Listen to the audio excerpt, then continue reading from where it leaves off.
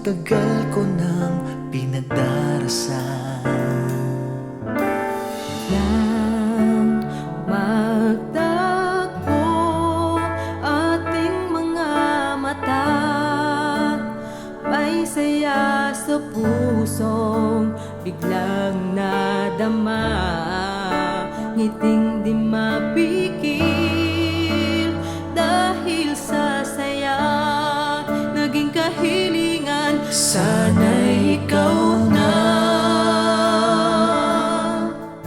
Ngayon ay pagbubuklurin tayong dalawa'y pag-iisahin. Ang pangako sa Diyos ating pagtibayin. Habang buhay ang pag-ibig natin. At huwag nating kalilimutan, mag-aasawa kayo, gagawin nyo sa pag-ibig. Huwag nating kalimutan yon. Kasi kung minsan, yun ang nawawala. Bakit? Dapat sabi nung kanta, pag tumatagal, lalong tumitibay. Minsan pag tumatagal, lumalaylay na. Pagka tumatagal na. Hindi dapat magkaganon. Di ba, uugatin natin, kapatid na Rodel? Di ba ano ang gusto ng Diyos, kapatid na Rodel? Bakit Kanyang nilikha yung babae? Ginawa niya yung babae.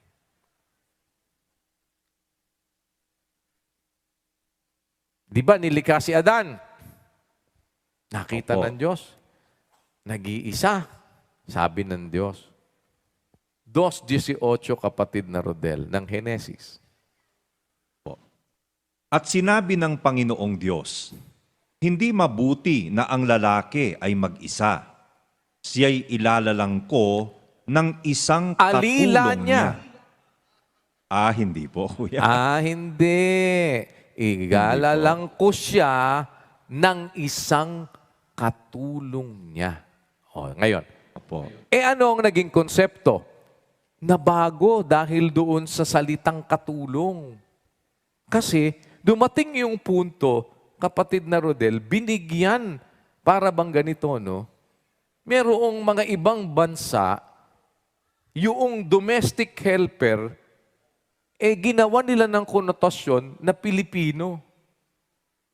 Na parang pag sinabing Pilipino, domestic helper. Sino nagbigay ng meaning na yon? Sila. Ano po ang ibig ko sabihin? Para bang nagkaroon ng ibang konotasyon yung salitang katulong. Hindi mo ba naintindihan? Katulong.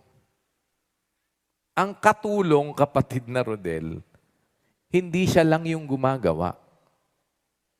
Opo. Bakit? Katulong nga lang .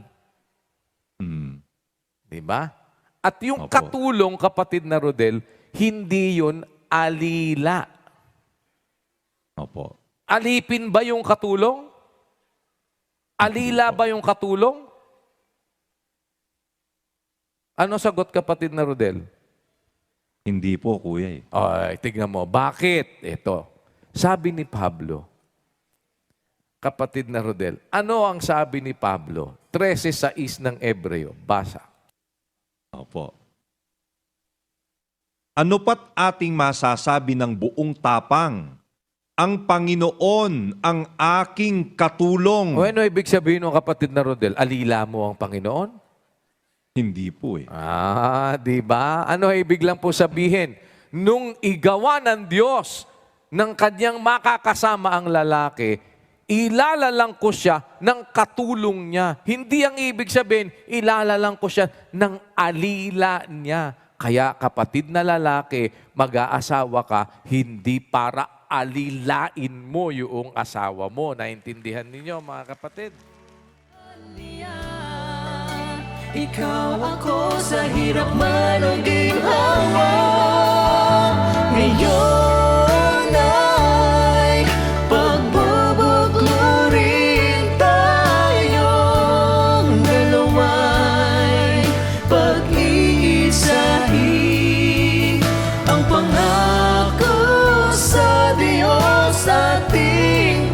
patibay